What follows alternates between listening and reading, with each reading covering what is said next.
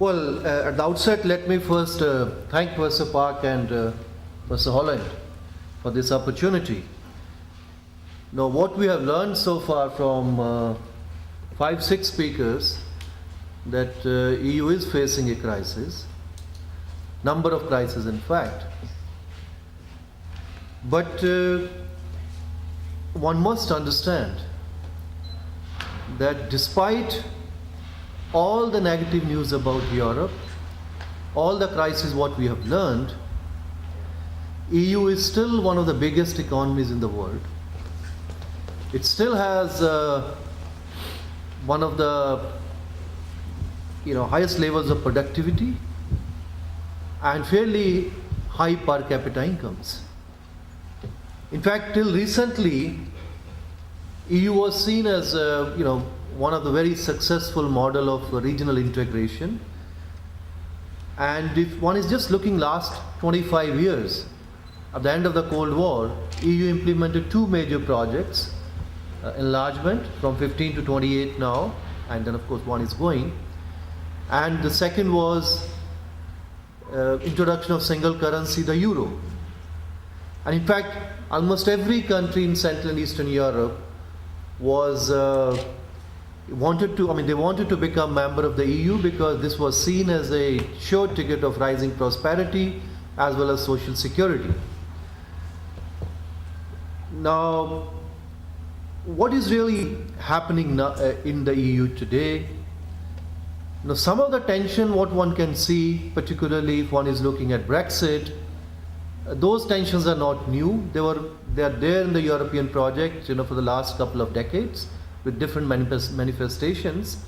Some of the tensions are new ones, but in the past, EU has been able to use those institutional mechanism to resolve. Whether it will be able to do it now, one has to see.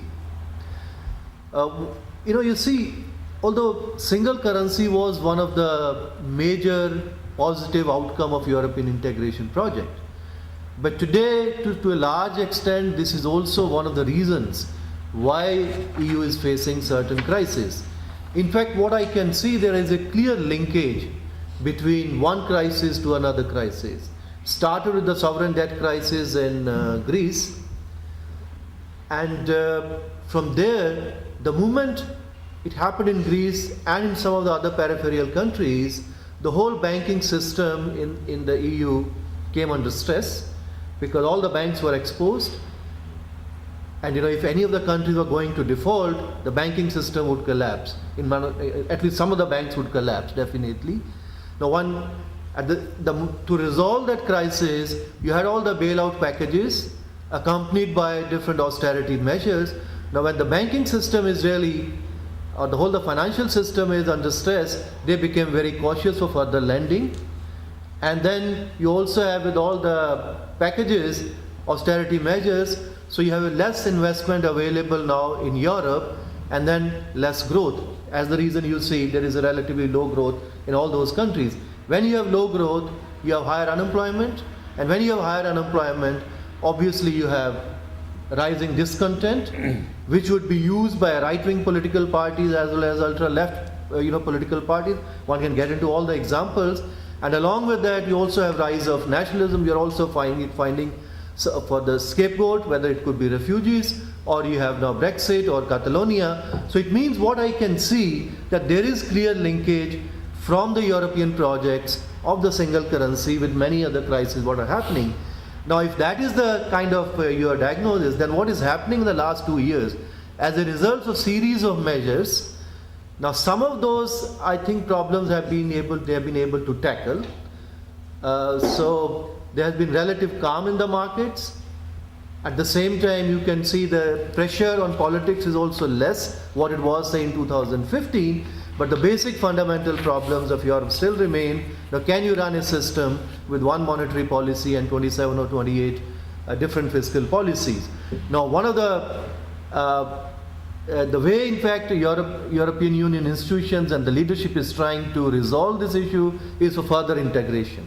You have all kind of plans now in Europe, but whether there is appetite in almost all the member states for further integration, that has to be seen. Now, how this is going to affect Asia? Now, as we have seen, Europe is one of the major trade and investment partners, almost every country what is represented here.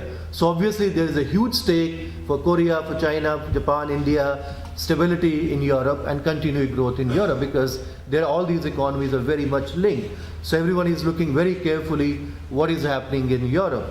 Second, when you have a rise of nationalism and particularly you have a separatist tendencies, and it manifested in Catalonia and some other parts it may happen. So now countries like India and many other countries, those who also have similar kind of tensions, similar kind of movements, so obviously they are saying how within a democratic setup, how European Union and the member states of the European Union are able to resolve those crises, because there are other models available, but I think European Union as a democratic entity, perhaps one has to be seen more carefully what is going to happen. Then you also have challenge of international terrorism now, and particularly the kind of incidents which have happened in Europe now, in a series of terrorist attacks in Europe. So as a result, European Union leadership, perhaps one can see now, is more sympathetic to the kind of views which were expressed in countries like India and others about international terrorism and need to further cooperation into this. Now coming to the last point on Trump factor. Now for India, for the last 10 years, the relationship between India and the United States have grown very significantly. And within that kind of American strategy and even some extent Trump strategy, also one can see, and particularly the concept of Indo-Pacific, that America would like India to play a much larger role within Asia, within their own geostrategic understanding. But the point which one has to see, particularly India has to be really concerned about this, when United States was close ally, or particularly for East Asian countries and Southeast Asian countries, then United States provided American markets, it provided American investment and also American technology to all these countries. Whether under Trump, the US today is able to provide the similar kind of incentives to India to grow. Now that is not very certain. If that doesn't happen, then obviously India has to have different options, and of course its partnerships with Asian partners and also with the European Union. So within this context only, I think many things are happening, but Europe is, I think, going through a very tough period, and hopefully I think they'll be able to find solutions as they have found in the past. And for all Asian partners, stability in Europe is very, very important. Mr. Trump has playing golf in Florida and Tokyo. Okay? And of course there are many negative effects of Mr. Trump, but he has done one good thing. He took United States out of TPP. It was a great shock for Japan and other countries involved. But he also stopped the negotiation of TTIP with European Union.